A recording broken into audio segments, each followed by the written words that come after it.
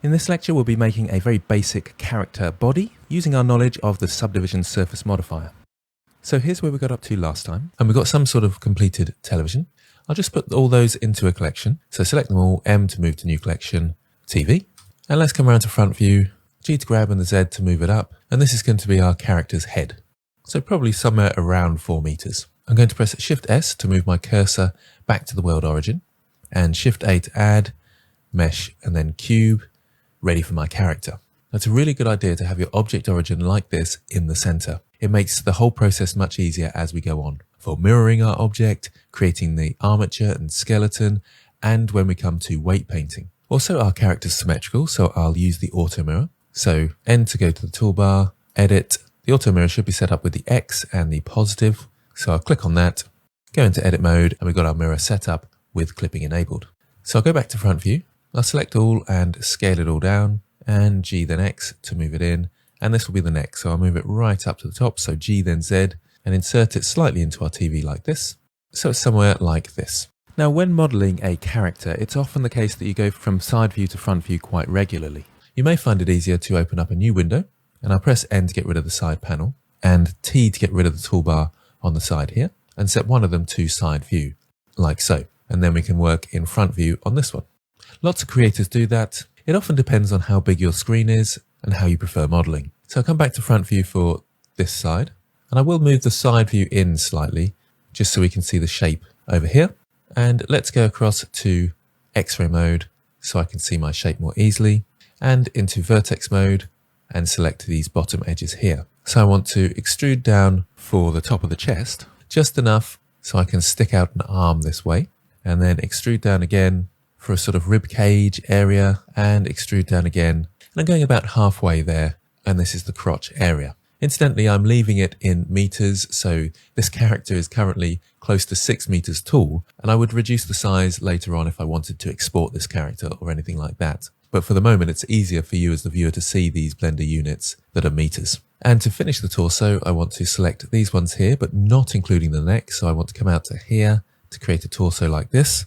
So E to extrude, I'll bring it out so it's almost the size of our TV screen. So now's a good time to pause the video and catch up with me, creating your neck and torso. Do make sure that your cube's origin is in the center of the world, and of course that you've got a mirror modifier on your shape. Pause the video and have a go at that. Okay, so let's create the arm. I can select these here. And do remember, I am in X-ray mode, so I'm selecting the vertices behind as well. I'm going to press E to extrude, just out to here. So I'm creating a kind of shoulder. E to extrude again, and I'll bring it out to around 6 Blender units and scale it down slightly. It's going to have fairly short arms. E to extrude again, and scale down again, and that's his forearm. And E to extrude again, and they've got quite big hands like this. So that's fine for the basic shape of the upper body. Let's work on the lower body. I want to select these ones here. We don't select all and then E to extrude and pull out like this because there's no gap between the legs. So we just select these ones and E to extrude downwards to somewhere around here. So just under 1, E to extrude downwards again to somewhere around here. I'll resize and adapt the shape a little bit later on, and E to extrude again down for the feet. At this point, I can go to my side view. Let's just make sure I'm in X-ray mode for this as well, and select these front faces here. E to extrude outwards. About this sort of distance should be fine. So at the moment, we've got a very basic blocky person. So pause the video here and catch up with me, making your blocky person. Let's add the subdivision surface modifier now. So add modifier, subdivision surface modifier. Okay, so they're looking a little bit better. Perhaps we can add another level and put the render levels up to 3. We can now start adapting the shape and perhaps even putting some supporting loops in where needed. So I'll go back to front view. Let's sort out the arm first. So I'll create a loop cut in the hand here. So there's a bit more shape at the end there, and left click. And I don't want the hands flat this way.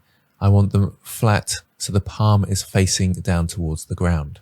So I'll make this a bit thinner, so scale in the Z, and I'll make it a little bit wider as well. Just looking how wide it is inside view there as well to help. So in fact, I'll select these and scale in the Y, and then it's a flat looking hand like this. We can fatten it up a bit by scaling in the Z if we want it a bit thicker, and I might make it a little bit longer as well. So G then X, out to somewhere like this. The arm's a little bit thick at the moment, so I'll just bring it in a little bit where the forearm is, and that's a touch better. Back to front view, and I think it's a little bit wide at the top, so I'm just going to scale but Shift X so it decreases the width of the arm like this. So somewhere around there. So pause the video here and add your subdivision surface modifier and make those minor adjustments to the arm. We'll give them a little bit of a waist, so I'll just bring this in slightly, so G then X to move that in. The legs are a little bit far apart, so we can select all those and bring them in just a touch, so G then X, just somewhere around there. Again, just take a moment to look around every now and again and see how it's working. Back to front view. I think these ones need to come down a bit, but not this one at the side. You'll see how this works in a second, so I'll press G then Z to move that down. And there's a bit of an angle to the leg like this. We could even have these a little bit higher, so G then Z, and that kind of represents a hip a little bit better. And therefore when we rig and animate, it will look more like a human. Now down to the feet. We've got a curve going on here which looks a bit odd, so we can press Ctrl R to do a loop cut and bring that down to here.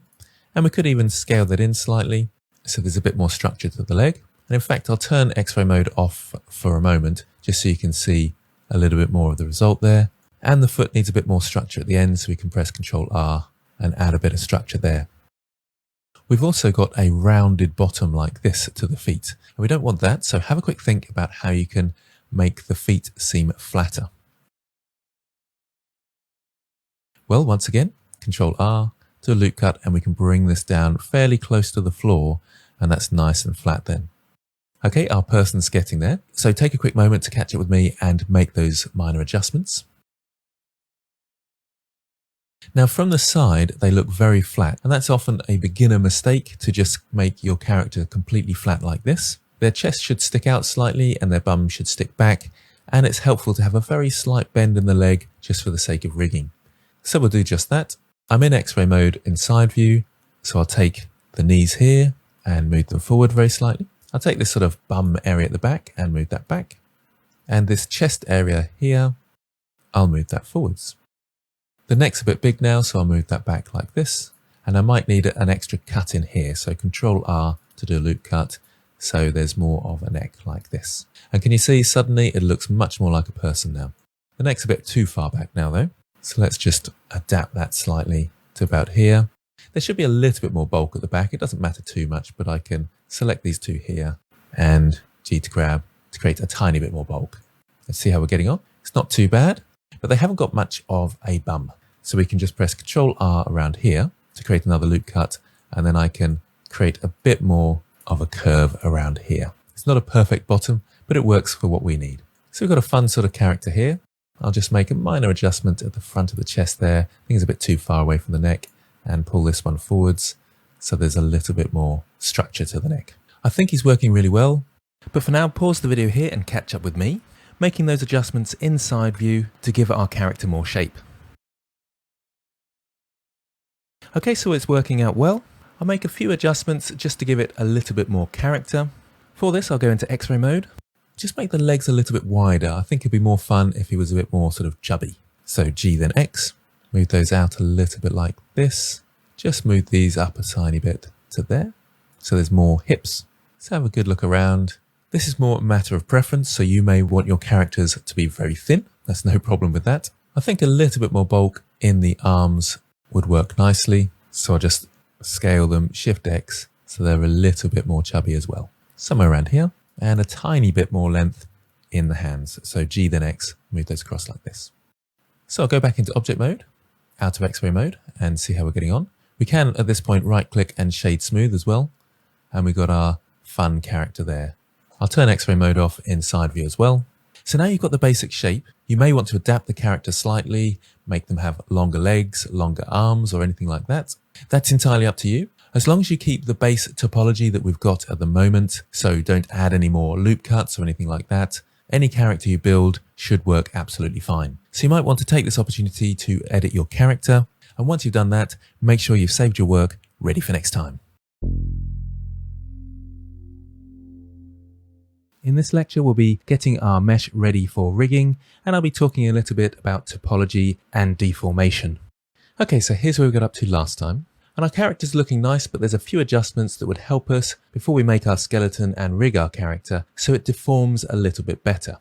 In order to illustrate the point about how the deformation can be affected by the topology, so not only the amount of faces, edges and vertices, but their positioning as well, I've got two objects in my scene. And incidentally, if I select one of these objects and go to the object properties, under viewport visibility, I've set it to wireframe, so you can actually see the edges whilst in object mode. And I have one object with one loop cut around the middle and one object with 3 loop cuts around the middle.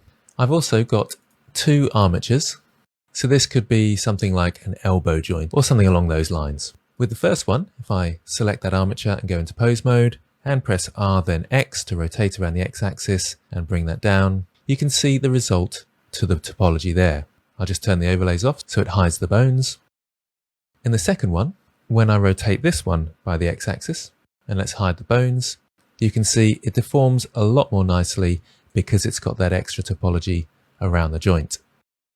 Now if I put a subdivision surface modifier on both of these, and again turn the overlays off, it's interesting to see the difference.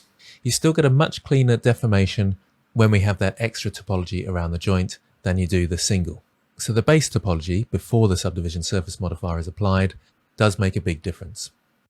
So let's head back to our character now, and I'll go to front view and into edit mode with our character, and I'll go to X-ray mode. I'll zoom in just a touch and on the side here as well. Now there's areas of bend, so the elbow joint for example, if we've only got one loop cut round there, it's not going to bend as well. However, if I press Ctrl B to bevel this and use my wheel to create an extra loop cut in there, we've now got 3 loop cuts, and that should help the deformation work well. I'll come back to front view. We can do the same for the loop around the wrist. So Ctrl B to bevel, and again we can create 3 cuts.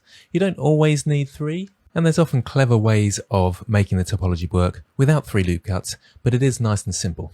So back to front view, we can do the same for the shoulder, but we can actually just put an extra loop cut in here because it's got one either side. So Ctrl R to do a loop cut, and double left click to put that in the middle there. For the neck and the waist, I think we're okay. We've got a fair bit of topology around there. For the hip joint, we could do with an extra loop cut in here. So Ctrl R and bring that up into here. You can have 3 for this, but in the case of the hip, you do get a lot of pinching anyway, so 2 should be fine. And you'll see the results of this in a moment. I think it's preferable to put the hip a little bit higher here and maybe bring this one down slightly to create a touch more space, and then we can tidy these areas up around here. Our character's a bit androgynous at the moment, so if I want it to be male, then I'll bring the hips in a bit more. Female, they'll just come out slightly more. Male anatomy is slightly easier for beginners, so I'll just bring it in slightly. Lastly, we've got the knee and the ankle. So I want you to pause the video here and catch up with me, creating these extra loop cuts. And I want you to do the same for the knee and the ankle. Remember though that the ankle already has 2, so take that into consideration. Pause the video and have a go at that. Okay, so hopefully that made sense. We can select the loop for the knee and Ctrl B to bevel, and we've got our 3 loop cuts there. And we can press Ctrl R for the ankle to create 3 loop cuts there. Now our character is very simple. It hasn't got a thumb or fingers, and it hasn't actually got any toes, although there is a loop cut there for it, but we're not going to bend the toes just for the sake of simplicity, as this is a beginner's course. But if I were going to, I would think about the amount of loop cuts there and on the fingers as well. But what we've got here should work nicely. There is one other aspect though. At the moment it's in a T pose, so it looks like the letter T coming up here and out here. Now this is fine, and lots of characters are made like this and rigged in this way. However, I find an A pose is a little bit better, especially for beginners, because the deformation's kind of easier to control. So I'll select my entire arm. I'll move my 3D cursor to this point here, because then I can rotate around the 3D cursor and bring the arm down to here. So I'll choose the 3D cursor here, R to rotate, and bring it down so it looks more like an A now, hence an A frame. And at this point I can tidy up the topology a little bit so there's less pinching under the arm, so it will rig it a little bit better. So I'll move into the shoulder joint and select these, bring them across slightly, this one here, bring it up, and these here and bring it out. I'll just be a little bit careful, there's no overlap, so something like this looks quite nice. I just want to make one tiny adjustment and bring that back and bring these up slightly. So the chest is sticking out, but the top of the neck isn't sticking out too much. Let's go to solid mode, just to check on what we've got there, and back to object mode and make sure that looks okay. It is sometimes helpful to have a slight bend at the arm so we can see our topology when we're rigging. So that's the last thing we'll do. Back into edit mode, and I will select these. Oh, let's go back to X-ray mode and select them again. And in the side view, I could just bring them back, G then X like this, and that works well. Back to solid mode, back to object mode, and this is what we've got. Okay, so in the next lecture, we'll set up the armature and the skeleton. But for now, make sure you've caught up with me, just making those minor adjustments to the mesh as I've done here. And of course, once you've done that, make sure you've saved your work, ready for next time. In this lecture, we'll be making the base skeleton for our character. So here's where we got up to last time, and I'll come into front view once again and make sure my 3D cursor is in the world center by pressing Shift S and cursor to world origin, then Shift A to add and armature. Of course, if I undo that and let's say add it over here, so Shift A to add and armature, I can just press Alt G to remove any movement and it will appear in the world center. So back to front view, and I want my beginning bone to start around this point here, right in the middle of our person. And it's fine to move it along the Z axis, but it must stay at 0 along the X axis to work well. However, I cannot see my bone, so take a moment to catch up with me, add in your bone, place it into position, and see if you can remember how to make it visible. Pause the video and have a go at that. Well, of course, we could come up to X-ray mode and we can see our bone there, but I can also come down to this stickman here, the object data properties, viewport display, scroll down a bit and in front. That way my bone will always be in front. So I'll zoom in just a touch and then go to edit mode with tab to start adding new bones and create our skeleton. So first of all, with the end selected, I'll press G then Z to move that down to around this point here so our legs can come off this bone. Then E to extrude upwards, and I'll constrain it to the Z axis to keep it nice and central. And from this point I want to extrude upwards just to the base of our shoulders here, again constraining to the Z axis, and then have one more above that up to the neck. So this is going to be our shoulder connection. So when I rotate this bone here, the arms will move as well, because it always connects to the base of a bone and will be influenced by the bone before that one. That will all make sense in a second. I'll do one more extrusion for the neck, again constrained to the Z axis up to here, and one more extrusion for the head, which is our TV. So I've got 1, 2, 3, 4 bones for the body, one for the neck and one for the head. I'll just come across the side view and make sure they are right in the center of our body. It's not like a spine where it would be at the back. Generally with animation, you keep the bones in the middle of your objects, especially if you're a beginner. Okay, so pause the video here and catch up with me, creating the central line of our skeleton. Okay, so now we need an arm coming down here. So if I select this one and press Shift D to duplicate and come across here, that could be the start of our arm. And as you can see, it's got a dotted black line, so it's connected to this one here, and therefore will rotate when this one does.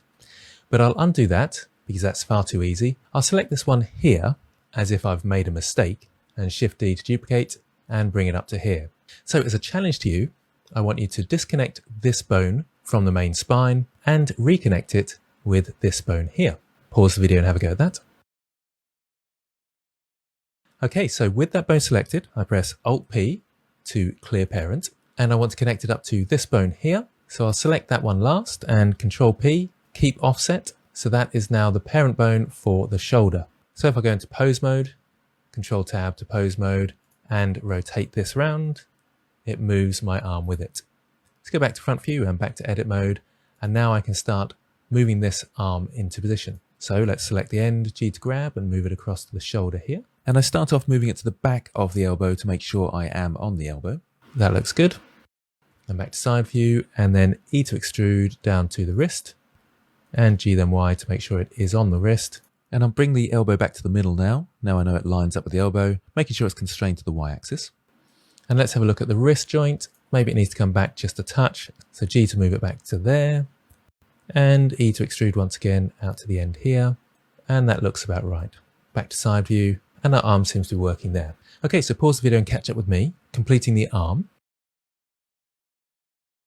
Okay, now there's a very slight issue here. Can you see how these bones are kind of twisted around? If I press N on my keyboard and go to item, you can see there's a roll option. Can you see if I rotate that it makes a difference to the bone's roll. Now, it won't affect things massively, and you probably won't even notice it as a beginner.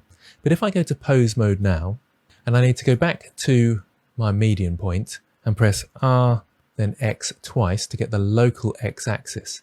Can you see how the local X-axis is in line with that roll? If I change the roll, so back to edit mode, and change the roll around to there, and then back to pose mode, and press R then X twice, you can see it's going inwards like this. I'll show you from front view, so R then X twice. It's sort of going across a little bit as well. Now again, it doesn't matter too much, but I'm just explaining what bone roll is and how that can make a slight difference to good quality rigging and animation. It is better to have these bones aligned so you know where the local axis is, but as a beginner you hardly notice the difference. So I'll clear that rotation, so Alt R, and go back to edit mode. So ideally you want this to be flat facing the front. So I can change the roll, and it looks like mine is set at 220, yours might be slightly different depending on how you've edited it. And I need to do that all the way down, and they should be roughly the same around 220 to be pointing towards us like this. I'll just go to front view, and that's about right now. Now I could have gone all the way backwards to here, and that would change the local rotation. Again, that won't matter too much to us at this level, just as long as they're all pointed towards us, and ideally they'll all have the same number there, so one isn't twisted 90 degrees round. So hopefully that makes sense. Don't panic if it doesn't too much, because that will come as you become more experienced at animation. But for now, just in edit mode, select your bones, remember to press N to get this menu, into item, and just change the roll so it is facing us. And your number might be slightly different from mine. Again, that won't matter too much. The axis might be just slightly different. Pause the video and have a go at that. Okay, so lastly, I want to create a leg. So I'll select all these, Shift D to duplicate and move this down and rotate it around. Remember, I've changed my pivot point to median point. So if it's rotating around your 3D cursor, that's why. I'll scale it down just a touch, move it into position, and bring this one down to the ground somewhere around here, and line them up with the knees and so forth. And from side view, I'll just push that knee slightly towards the middle more, but follow within the line of the leg. Perhaps just adjust the roll very slightly to make sure they're relatively flat. And again, I'm on roughly 270. This one's very slightly out, but again, it won't make much difference. And I'll leave it like that just to prove it doesn't. So pause the video and catch up with me creating your leg. And as a challenge to you, I want you to parent it to the base bone of the spine. So you'll need to disconnect it from where it is at the moment and reconnect it.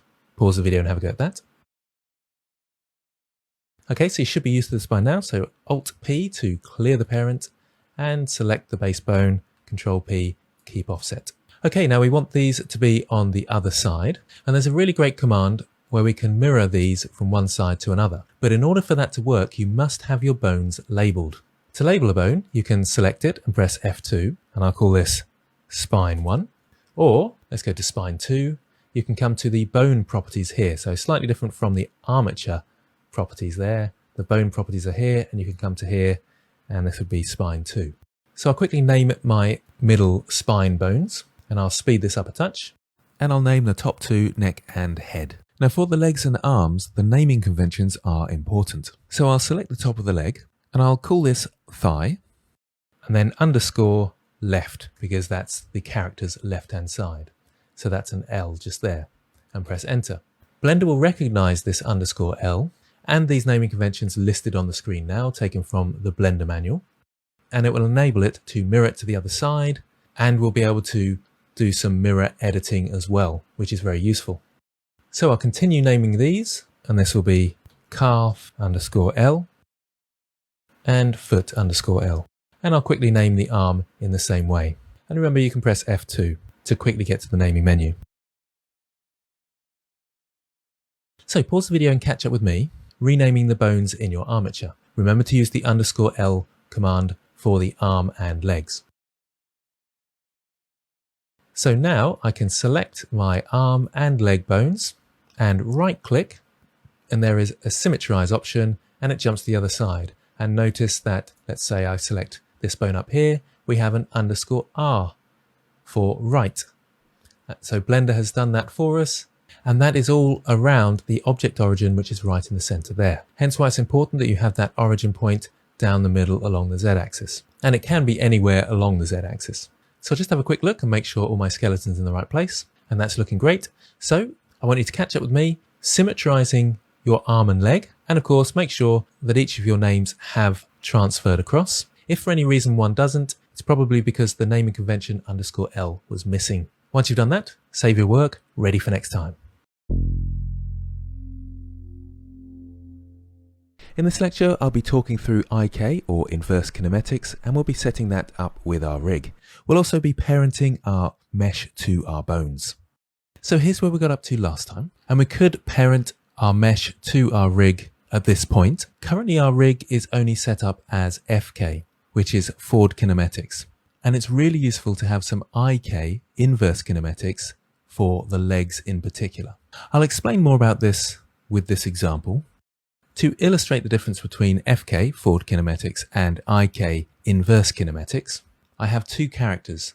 The first one you can see in front of you, and that's with forward kinematics, so FK, and that's how we have our armature set up at the moment. Now, if I want to animate this, I can only move one bone, so I'll select on the armature, go to pose mode. That's this bone here, so G to grab, and all the other bones move with it. So they're all parented to that bone along the chain. So I'll right click to cancel that. Every other bone needs to be rotated. So I'll go to side view and I'll start with the arm. So I'll press R to rotate this front arm here and the back arm there. Let's just make sure I've got that. R to rotate that, and we need them to come in actually. So RY to bring that down and RY to bring that one down as well. Okay, so that's simple enough for the arms. It's back to side view, and let's try and position the legs. So R to rotate, and then I need to rotate this one and rotate this one. It's a little bit awkward, so I need to rotate that one a bit further. And actually I need to bring my character down. So G then Z, bring it down slightly, R to rotate, R to rotate, R to rotate. And you can see this is a little bit awkward having to rotate the bones like this, because I keep having to go backwards and forwards between bones to try and find one that's working. And I've just noticed that I've moved the back leg, or the right foot forward and the right arm forward. And because it's easy to change the arms, I'll select that arm and I can move that one forwards and select the back arm there and move it backwards. And that now makes a bit more sense. But the legs, however, were far more difficult to position. Let's try again with IK. So I'll hide the FK man, and this is the man with IK.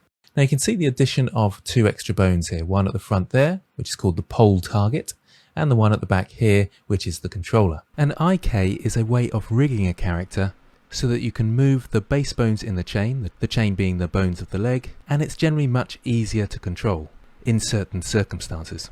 So I'll select the armature and go into pose mode. And again, it looks slightly different. And with the arms, I've left those with FK. That's a nice simple way to animate the arms, because we found that it was fairly straightforward before. So I can rotate these by the Y, bring them down like this, and come to side view and rotate them as needed into position. More complex rigs have an option of changing between FK and IK, because something like the arms, if I want my character to lean against the wall, it's very helpful to have IK. But the rest of the time, for walk cycles and run cycles, FK is much easier to control the arms. So how about the legs? Well, I'll go to side view again. I'll grab my controller, and let's make sure I bring this in the right direction. So forward this time. I can press G to grab and move that forwards. And this is much easier. It looks a bit strange at the moment because it's trying to point the knee at the pole target. But if I move the pole target forwards, that makes it a bit more easier to control. So I'm just moving around my controller, and it always points at this target here. If I press G to grab, that's the way the knee points. I'll bring this one forward as well, G then Y, so we don't have any problems with that leg. And let's go to side view again. Now, if I bring my character down with this base bone here, G then Z, and I can move this forwards, you can see this is a lot easier to control. I do have to rotate this bone, but it's a lot quicker for me to move this into position for our walk cycle using this IK system. And I can move this bone up and down, so G to grab, and my feet for my character are stuck to the floor. So that's why humanoid rigs use inverse kinematics for the legs. So back with our scene, and we want to add some IK to our legs. So first of all, we had two extra bones on our leg. Probably easiest from side view. I'll select the ankle joint here and press E to extrude and pull it out in the y-axis. And I'll rename that bone to target_L for left, of course. We also need the same sticking out the front here. So E to extrude in the y-axis, and I'll rename this bone pole_L. Now you can actually set up the IK after you've parented your character to your bones, which works just as well. But if you set it up before, like I am here, then you need to make sure that these bones, these new bones here, have the deform option turned off. So that's under the bone properties. Make sure that deform is unticked for both of the new bones. That means that the mesh won't try and stick to these bones. That will make more sense when we parent the mesh to the rig in a moment. I also want to, with the two bones, clear the parent because we don't want them attached to our rig. So I'll press Alt-P and clear parent for that one, and Alt-P and clear parent for this one. That means I can now move them independently. For the pole target, I'm going to press G then Y and move that fairly far out to the front, somewhere around here. That bone is where the knee will be pointing towards. Okay, so pause the video and catch up with me creating the two new bones. Remember to turn off the deform option and separate them from the mesh with Alt-P to clear parent. Pause the video and have a go at that. Okay, so now we're ready to set up the IK. To do that, we actually need to be in pose mode. So I'll change from edit mode to pose mode, and I'll select the second bone in my chain. So the chain is the leg, so that's 1 and then 2. And this is the end bone, as it were. We'll rotate the foot bone independently. The foot bone is kind of independent from the IK chain. Now to set up the IK, we come down to our bone constraints here, which is a new tab that is available in pose mode. So I'll select that, and under add bone constraint, under tracking, inverse kinematics. And you can see the bone changes color there, and it has a new sort of dotted line going up to the object origin. So there's a few things we need to highlight for this. First of all, we need to tell it which armature we're using. We've only got one armature, so I can select this and choose armature. And then it's asking what bone is our target bone, or sub-target as it's listed here. So I'll click on that, and frustratingly it doesn't have a picker, but I can just scroll down to my target_L. We do the same for the pole target, so I can use a picker here and choose the correct armature, but I can't use a picker for the bone, which is a shame.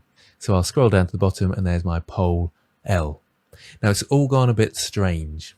That's because we haven't got the right chain length. The chain length is 2. We've got 2 bones in the leg, so I'll change that to 2, and it kind of sorts itself out, but not quite. It's pointing the wrong way. It's not pointing at the pole correctly.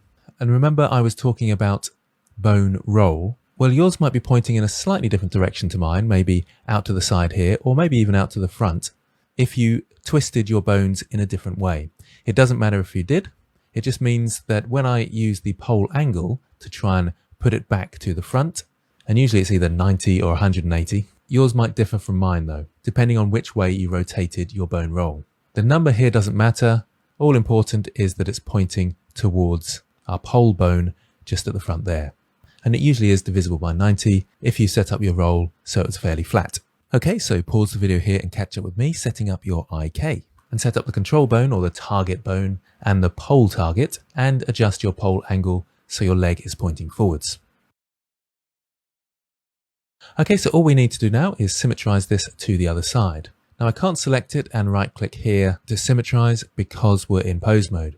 So I need to go to edit mode. So with tab, and now I can right click and symmetrize. Let's jump to the other side. Let's just make sure it's working. So I'll jump back into pose mode. Let's move the pole, see if that's working, and move our control bone, and that's working too. It does look a bit strange how it disconnects, but that doesn't actually make any difference. So I right click to cancel that movement, and we're all set up. So pause the video here and symmetrize your bones in edit mode. Okay, the last thing for us to do then is to attach our character to the bones. So I go back to object mode, and I need to select my character first. Don't worry about the head just yet. So character first, then the bones, and Control P to parent. And I want to use with automatic weights, like we did with the snake earlier. So I'll click on that. It's always a good idea to test these things. So I'll make sure the armature is selected, go into pose mode, and move it around, and it seems to be working well. But of course we haven't got the TV connected. Well, in pose mode with the armature, if I select this top bone here, Blender remembers this even when I go back to object mode now, so Control Tab to go back to object mode. It remembers that that bone is the selected bone. So if I go into edit mode as well, that bone is selected in edit mode and into pose mode. It's selected there as well. So in object mode, that bone is kind of the active bone. That means I can select my TV and I'll deselect the mesh of the person and make sure only the bones are selected and active. So with my TV selected and my bones being the active object, I can press Control P to parent, but this time instead of with automatic weights, I can choose that bone that I had selected. So I'll choose that and let's select the armature back into pose mode. And if I rotate the head bone, the TV is moving with it. Let's just make sure from all angles that it's all working and it's looking good. Okay, so catch up with me and first attach your body to the bones by parenting and then the TV head to the bones. Remember to select that one individual bone before the parenting process. Once you've done that, make sure you saved your work, ready for next time. In this lecture, we'll be taking a look at weight painting for our character, and we'll be changing a few of the weights before animating. Okay, so here's where we got up to last time, and in order to see our weights, I need to select my body, but I'm currently in pose mode for my armature. So I'll come out of pose mode into object mode, select my character, and go across to weight painting. Now this is great. We can see the influence of this bone down here, and you can see the red areas are where that bone has the most influence, across into yellow, green, and then light blue for the least. However, I've got no way of selecting these other bones to see their influence. So if I go back to object mode now, and I select my armature first, and then shift select my character, then go into weight paint mode, and remember I can press Control Tab to bring up my pie menu, go to weight painting. Now I can hold down Control and choose the bones of the armature because I have the armature selected at the same time. And this is fantastic because let's say I choose this bone up here, we can see it's got a little bit of extra weight that it might not need around here, and we can even test this by rotating the bone inwards, and you can see it kind of has this gap here which we probably don't want. It's a similar case with this bone here, but this is a bit tougher to see because if I press R to rotate, we can't rotate it because it's part of an IK chain. So I need to select the control bone at the bottom here. Now this, if you remember, is the control bone, and we turned off deform. Hence it's not got any influence on the mesh. The same with our pole target here. But I can still select them in this mode and press G to grab and pose my model to see what sort of pinching effects are happening up here. Now if I go back to this bone, again, hold down Control and left click, I can see the weights for that bone. So I'll leave it in this position for the moment, and I'll select this top arm bone first because that's the easiest to understand. And again, we can see that gap within here, and we want to try and get rid of that or minimize it.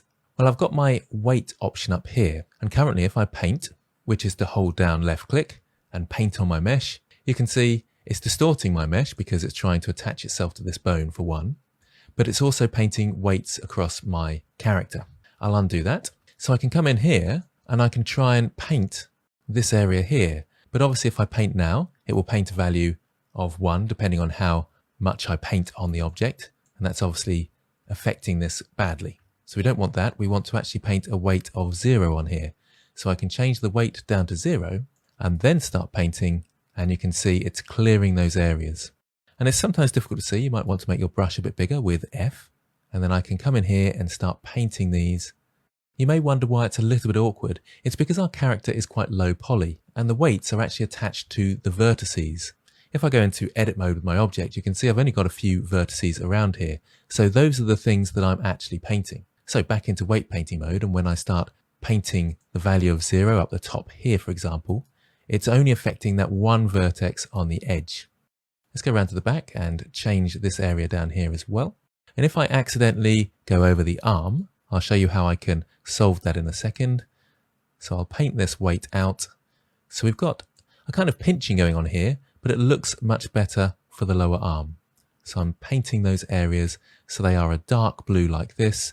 We can have a little bit of light blue and maybe green around the shoulder so it does move inwards with the bone, and I can press R to rotate and you can see that final influence there. We can see a little bit of influence down here though. Have a look at that when I rotate. So let's take a look around and you can see that tiny bit of light blue there. So I need to paint that out. And now when I press R to rotate, and I'll just press the Y so I don't have to move my camera, you can see it's not influencing it now.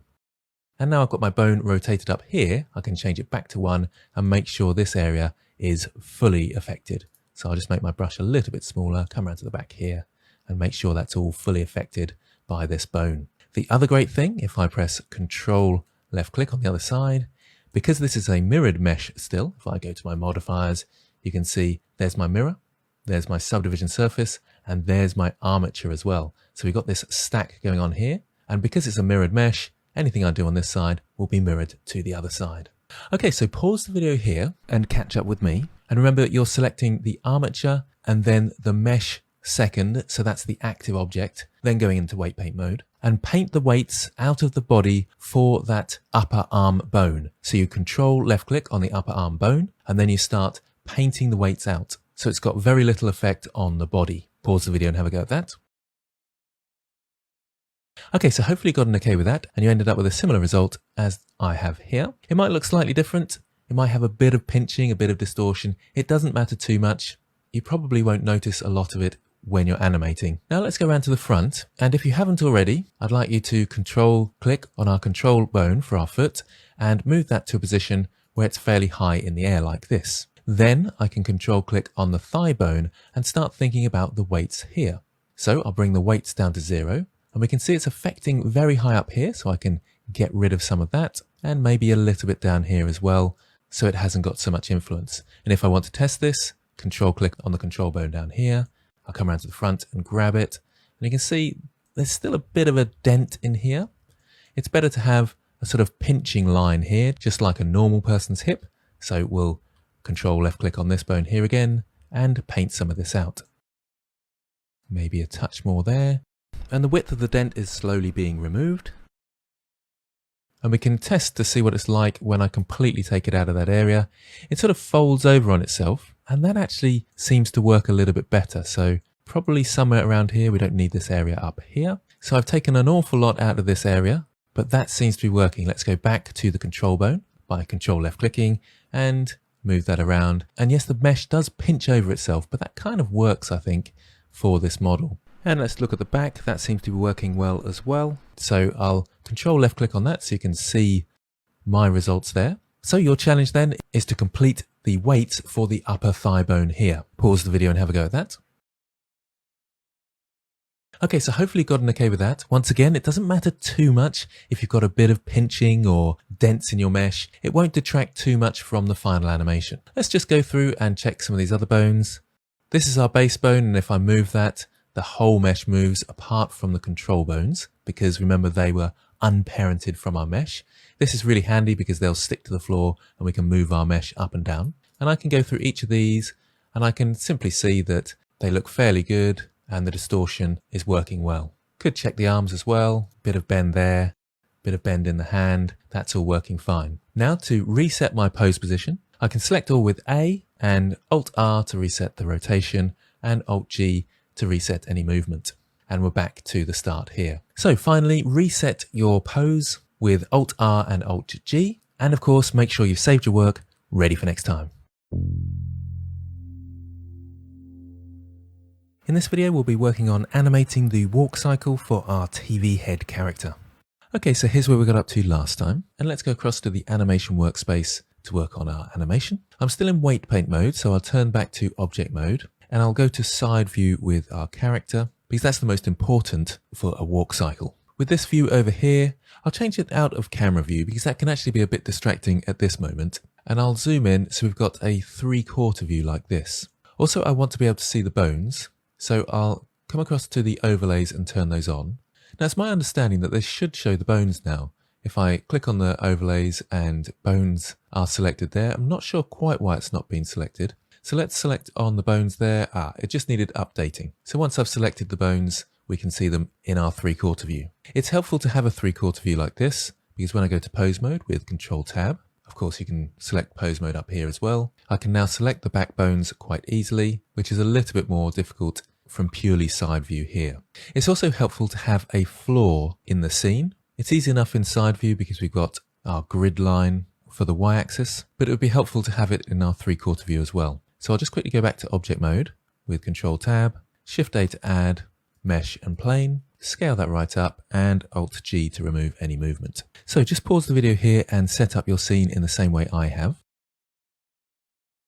Now there's one other really helpful thing that we can do for walk cycles. I'm going to use the outliner because we won't need to select objects using the outliner. And I'll bring that out slightly and zoom in our character a bit more. And I'll change this to the image editor. So I can bring an image into here of a walk cycle. So I'll go to Open, and in the resources, you can find a walk cycle graphic just here. You can choose either the PSD or the JPEG. Blender can read both, but I'll choose the JPEG for now and press Open. And you can see we've got all the frames of our walk cycle that we need here that we can easily mimic. So I'll press Control Spacebar so you can see that nice and clearly. The red is obviously the back side of the character and the blue the front, and you've got the frames indicated at the top here. Now you can see our character does dig into the floor very slightly on occasions, and for a simplistic walk cycle that we're doing, that will work fine. But for more complicated walk cycles, you'd have a bend in the toes. Now you may also notice that it's 24 frames long. It's really nice to keep it at 24 frames for a walk cycle because it divides into 3 nice and easily. So we've got a picture every 3 frames, and we can also halve 24 nice and easily as well. So this is one of those occasions where the default of 24 frames per second is very helpful. Now you may also notice it starts on frame 0, but the frame 0 is precisely the same as frame 24. So when we actually come to render our animation, we'll want to start on frame 1 so as not to have a repeated frame. And if we always see that repeated frame in our animation, you'll get a slight glitch. It's hardly noticeable to the naked eye, but for this, when we actually render our file, we'll start it on frame 1. Which perhaps is why Blender has it as a default for things like walk cycles. Now you may also notice that frame 1 is precisely the same as frame 12, but flipped. So if you look at the legs, they're precisely the same, but doing the reverse. And the same for the arms, although there is a slight more bend in the hands, which is actually a limitation of this picture reference. But basically, going from 0, 3, 6, 9 are exactly the same as 15, 18, and 21, but flipped. So look at frame 3, and the position, and you can see that frame 15 is the flipped version. And that's something we can do within Blender, which is very helpful and makes creating these walk cycles and run cycles much quicker. So I'll press Control Spacebar and zoom out a touch so we can see the beginning frames. So pause the video here and insert that reference image. Okay, so let's start animating. I'll select my bones, go into pose mode, and immediately you'll see that we're the wrong way round for our reference. So instead of this side view, I'll press Control 3 to go to reverse side view, as I call it. Remember, you can press the tilde and go to left view instead of right view. The same with my 3/4 view here. That will be a little bit easier. Now we want to position our character to the first keyframe here. So you can zoom in a little bit on that if you like, and you could open this up even because we don't need anything from here either. First of all, I'll just come around to front view slightly and R then Y for the upper arm to bring that down. And the same the other side, R then Y. Now I'm using the global axes. You can also use the local axes, so R, X, X, and you can see that's very slightly different due to our bone roll. But because of the way our character is positioned nicely along the global axis, along the Y, we can just use the Y axis. Hence why the bone roll wasn't so important as a beginner. But that does make it fairly important that when you're in 3/4 view, you don't just press R to rotate, otherwise it will come out at a slight angle. Press R then Y to make sure it's constrained to the Y axis. Okay, so my arms are in position. Let's work on the rest of the body. So I'll grab the bottom foot and I'll bring my 3/4 view back round so I can make sure I've got the right selection there, and G to grab to move that backwards. Just somewhere around here, and the other one forward slightly. And we can see that our character is slightly high up. There's no bend in this leg when he's touching the floor. So we want to select the base bone there and G then Z to move it down. So there's a very slight bend there. You can also see that the character's leaning forward slightly. So R to rotate, lean them forward very slightly, somewhere around there. And I can now bring this down a little bit more because of that base foot being a bit lower. So it's touching the floor there. You can zoom in and be a bit more precise. With this character, it's better to dig in slightly to the floor. So at no point it looks like it's floating. And then the back foot here, we can select this bone across here and rotate that. Again, digging very slightly into the floor, but I think we're about right there.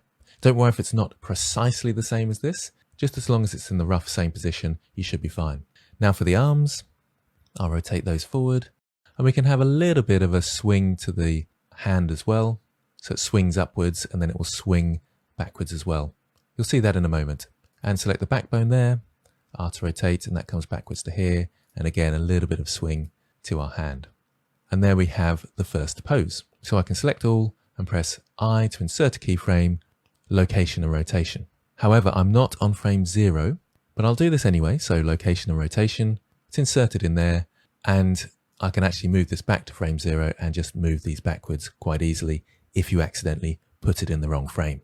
But remember, we are starting at frame 0 this time. So pause the video here and catch up with me, positioning your character so it's the same as the reference image, and insert a keyframe on frame 0 for that pose.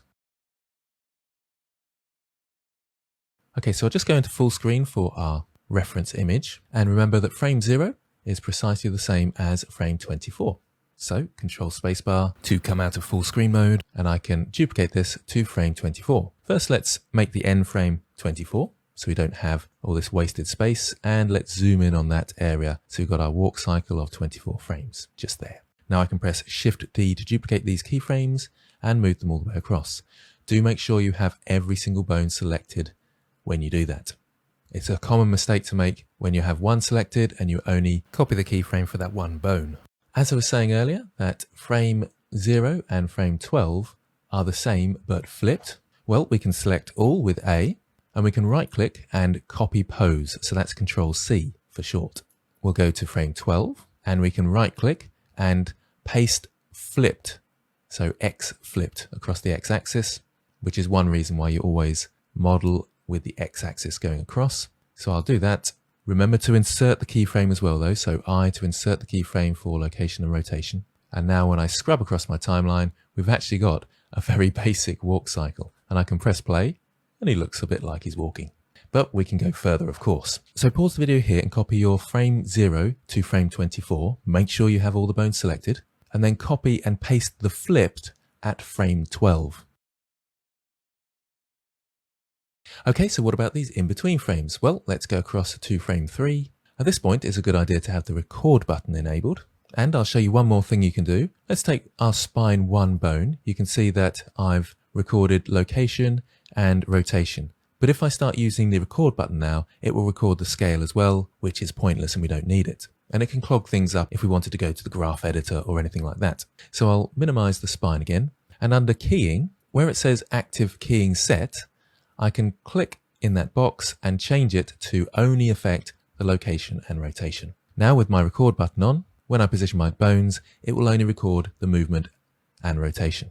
So frame 3, the character moves downwards slightly. So let's select that middle bone there and G to grab in the Z axis and move it down slightly. Our foot here needs to come down to make sure it's touching the floor, and digging into the floor slightly is absolutely fine. And this bone, we can flatten that out like so.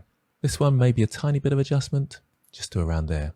The arms have a general swing to them anyway, so they're in roughly the right position. So that looks fine. I won't duplicate it yet. I'll go to frame 6 and do that one. So the character comes back up slightly, which you will find happens anyway. So it drops down and then comes back up very slightly, but we can make it come back up a little bit further than that because there's quite a big dip there as it goes up to frame 9, which is the highest point. So somewhere around there. Let's sort out the legs a bit more. So the right leg, I'll select in here, and it's just back a little bit more. Make sure that's on the floor.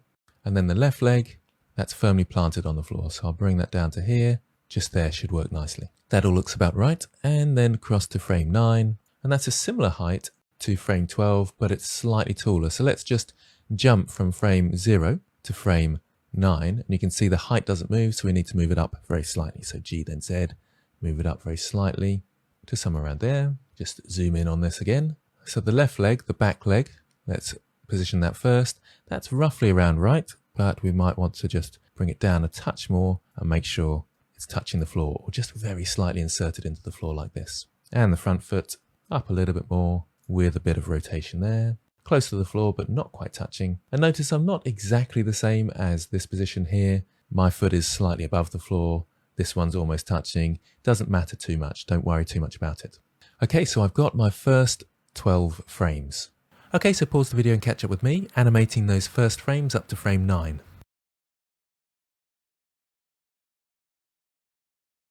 Now I need to copy these frames and flip them to frame 15. Now don't follow along with this, but I'll just show you what happens if I select all. I can press Ctrl C and then select on frame 15, making sure my mouse is in the 3D viewport, and then Ctrl Shift V to paste.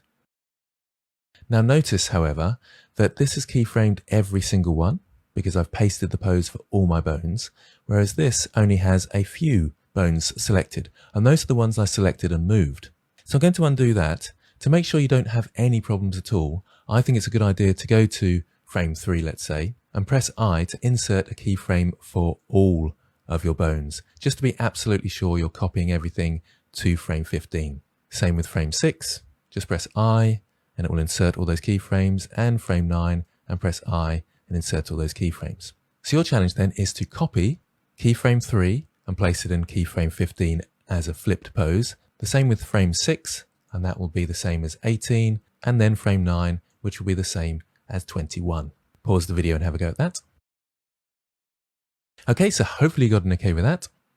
I'll select frame 3, Ctrl C. Now just be aware, if you had pressed Ctrl C within the dope sheet, that would have copied everything that's been selected.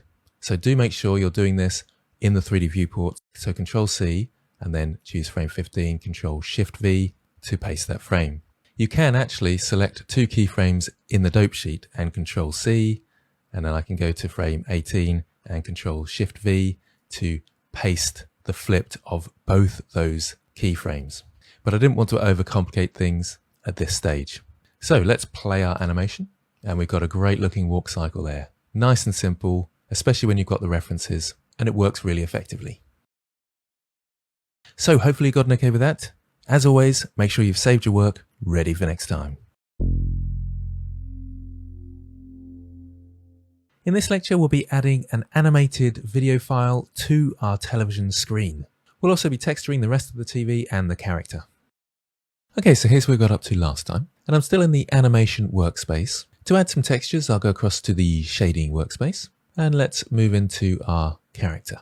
Now, first of all, it would be fun to animate the screen, so I'll select that, and I'll create a new material, and I'll rename this screen. Sometimes just a good idea to change the color to make sure it's all working, and that seems fine. Now for my texture, I've chosen this one from Louis Quintero. To find this, I went to pexels.com, and you can see the web address up there. Pexels has videos which are free to download and free to use. And I typed in glitch, and there's lots of interesting videos that you could choose from. You could type in anything. I was going to choose an animal's face, but the glitch seemed to work quite well, this one here. And I would really recommend that you find something different and make this your own. What I would also recommend is that it has a lot of movement in it. Remember, we're only taking 1 second of this footage, so ideally there's a good lot of movement in 1 second. Pexels has videos which are free to download and free to use. So once I've downloaded that, I can bring up that folder with that video in and click and drag to bring that into my shader editor. Alternatively, you can press Shift A to add texture and then image texture.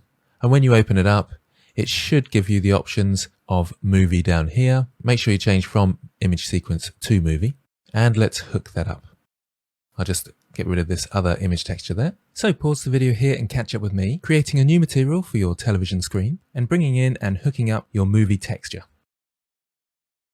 Now at the moment we can't see anything, so we have to check our unwrap for this object. So I'll go to UV editing, and there's our image, and we can see that the unwrap is just here. Let's select all and press U to unwrap, and then unwrap. It's one big flat surface, so we don't need to mark any seams. And the first problem we see is that we've only got half our screen. So I'll need to apply the mirror so we can unwrap the whole of it. So I'll go to the modifiers, the mirror's at the top here. On the drop down, I can't choose apply because it's in edit mode, so I'll have to go back to object mode. On the drop down, apply. Back into edit mode, select all, and I'll have to re-unwrap because they're still on top of each other here. So U to unwrap, and then unwrap, and there's my screen. I'll just move this into the middle, so select all with A and G then X, move that into the middle like this, and let's see what that looks like by going into material preview mode, make sure that's working, zoom in on that. And let's go back to the shading workspace so we can work on the texture. So pause the video and catch up with me, applying the mirror for the screen and re-unwrapping it, and placing the UVs so they're in the middle of your video.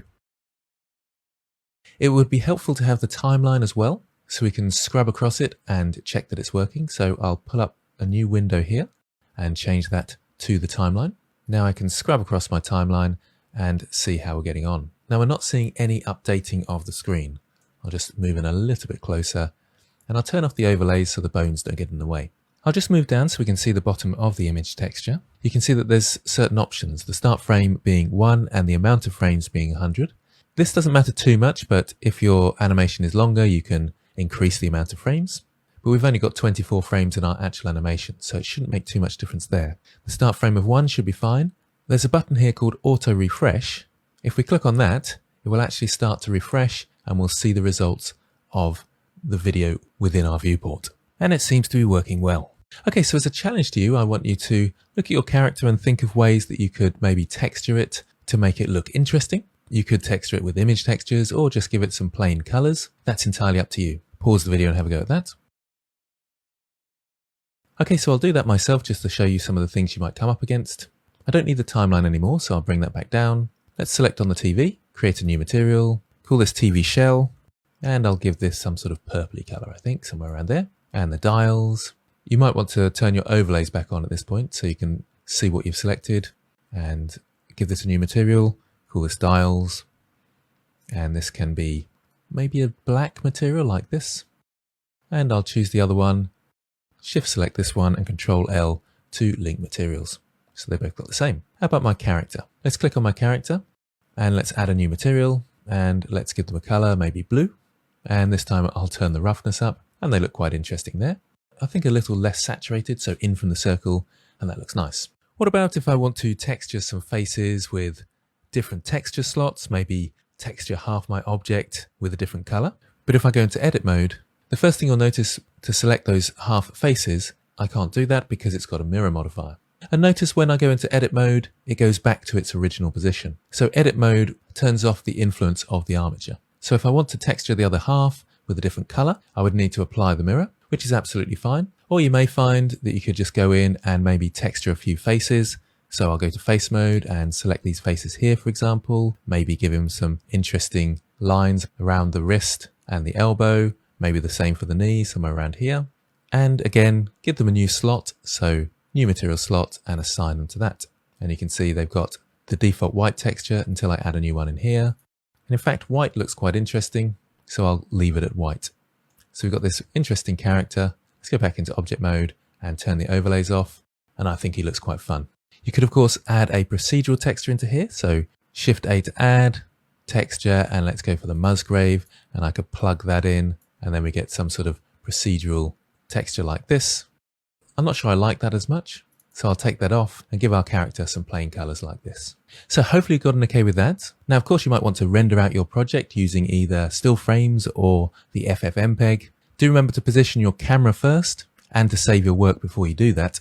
And also it'd be great to see some of those animations on the community. So do share them so we can see how you're getting on.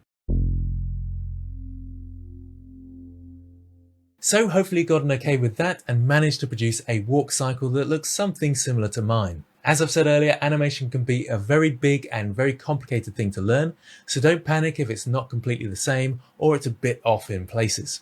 The important thing is that you made it to the end, and the next time you try some animation, it'll be so much easier. To take things further, I would recommend trying out a different type of movement with your character, maybe a run cycle, or perhaps look up some details about how you could improve your walk cycle to make it more exaggerated or maybe comical. Hopefully this has got you a bit excited about character modeling, and in the next section we're going to try out some sculpting techniques to make an interesting evil character's head. So when you're ready, let's jump to the next section.